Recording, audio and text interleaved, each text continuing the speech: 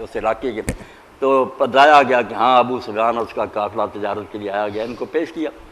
اس نے پھر پوچھا، انہوں نے کہا ابو سفیان نے میں اس آدمی کا سب سے زیادہ قریبی ہوں، میرا خاندان جو ہے نا وسیع میں سے ہے، میں سب کو جانتا ہوں۔ اس نے پھر کھڑا کر دیا، اس کو پیچھے لوگوں کو کھڑا کر دیا اور اپنے ترجمان کے ذریعے کہلا دیا کہ جو پوچھوں گا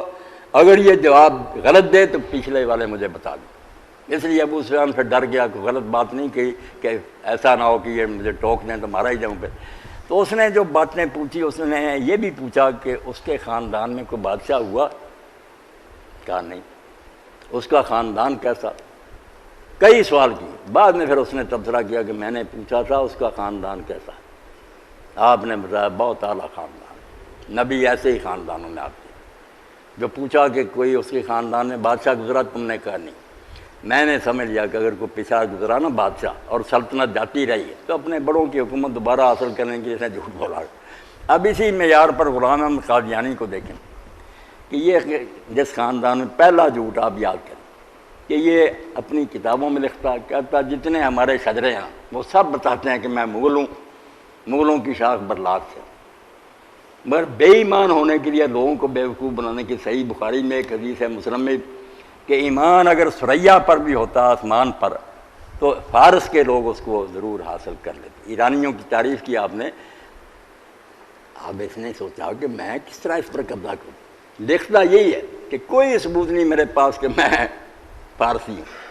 میں بالکل مغل ہوں، برلاس ہوں، مگر اللہ کا الہام مجھ پر ہوا کہ فارسی، وہ لوگوں کے سیجر مجھے فارسی کا اللہ نے الہام میں، اس لیے شجرے جھوٹے ہیں، خاندان کی تاریخ جھوٹی ہے، اللہ کا الہام سچا کہ میں فارسی، حدیث پر قبضہ کریں۔ اب میں رائی ہوں، مگر کوئی حدیث نظر آ جائے کہ فاطمہ کے، میں کہوں ہاں خاندان تو یہی بتاتا رہا، ہمارے بڑے بتاتے ہیں ہمارا رائی ہیں،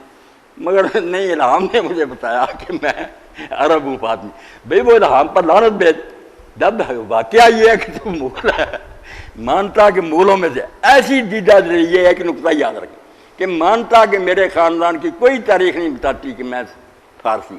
یہی ہے کہ ہم مغل ہیں، برلاس ہیں، مگر الہام میں چونکہ مجھے فارسی کہا گیا اس لیے یہ حدیث میرے حق میں ہے کہ ایمان ثریا پر بھی ڈاکہ دن دیارے برجستی فراں کے نام کی ہے، اس کا خاندان لکھا، ایک کہتا ہاں خاندان تو میرا فراں ہے مگر میں اس میں شامل ہو گیا ہوں۔ پہلا فرار تو یہ کیا کہ مغل ہوتے ہوئے فارسی اور اصل بن گیا۔ پھر آتا تھا رسول کریم علیہ السلام نے فرمایا کہ مہدی جو ہوگا وہ فاطمہ کے اولاد سے ہوگا، کہتا ہاں ہمارے خاندان کا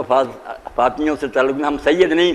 مگر بڑوں سے پتہ چلتا ہے کہ ہمارے بڑوں نے نا سیدوں کی کچھ لڑکیوں سے کبھی شادی کی تھی، اس لیے خون فاٹیا کر، ساری دنیا جانتی ہے نسب باپ سے ثابت ہوتا ہے، باپ سے چلتا ہے، بیوی بے شک کسی کا۔ یہ میں نمونے بتا رہا ہوں کہ لوگوں کو بیوقوف بنانے کے لیے مغل ہوتے ہوئے فارسی بنا اور برلاس ہوتے ہوئے فاطمی الاصل ہو گیا۔ خاندان جو تھا غداروں کا، بہت بے ایمانوں کا خاندان تھا۔ قادیان میں بہت سارا علاقہ اس کے پردادے کا تھا، گل محمد اس کا نام تھا، رئیس تھا، بڑی جائیداد تھی، عیش و عشرت کی زندگی گزارتے تھے، مگر بعد میں آ کر نا سکھوں نے علاقہ پھر چھین لیا، بہت سارے گاؤں چھین لیے، صرف قادیان رہ گیا۔ اس کے دادے کی زندگی میں عطا محمد اس کے وقت وہ بھی خود چھن گیا، پر ان کو نکال دیا قادیان سے، یہ دوسرے علاقوں میں جا کر دھکے کھاتے رہے۔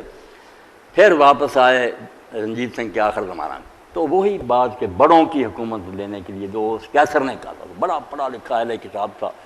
وہی کل بنایا ذہن میں کہ ہمارے بڑے اتنی جاگیروں کے مالک تھے۔ میں لکھتا ہے کہ میرے پاس اس وقت 10 روپے بھی نہیں ہوتے تھے جب میں نے یہ کام کی شروع کیا نبوت کا، اب لاکھوں کی آمدنی اور اتنی عیاشی کی زندگی بعد میں گزاری، بیویوں کے زیورات اور ریشم اور سارا ان کی اپنی کتابیں، سیرت المہدی مل جائے نا دیتے نہیں، اب چھپا لی، وہ اس کے بیٹے نے لکھی، بشیر احمد اس کا نام تھا، اس نے نا وہ پھر سیرت المہدی اپنے باپ کی سیرت پر جیسے حضور اور روایتیں لکھی ہیں، مجھ سے بیان کیا عبداللہ سناری نے، مجھ سے بیان کیا والدہ صاحبہ نے، حدیث